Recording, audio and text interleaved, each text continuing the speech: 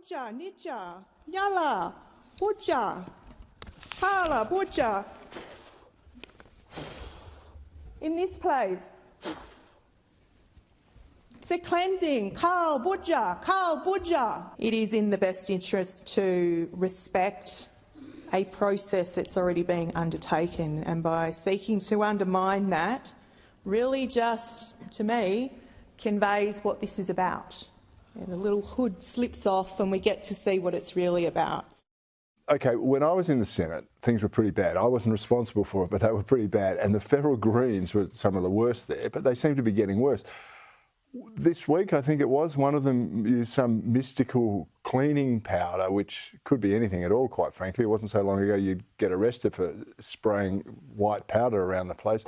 In clear contravention of Senate standing orders.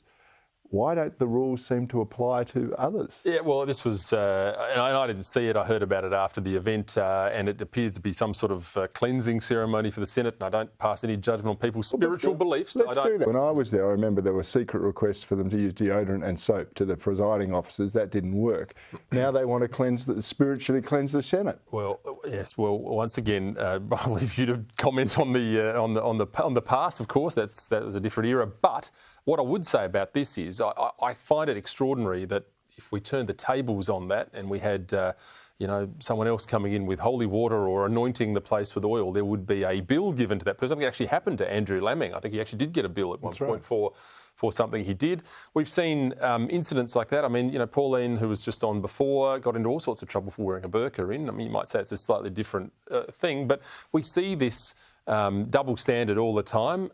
If you look at examples in the community, and it is a community-wide issue, I think we look at back to the COVID days, the early days of COVID, where the BLM rally here in SA was allowed to just go on, even though everybody was locked in their homes and we were meant to be a metre apart all the time.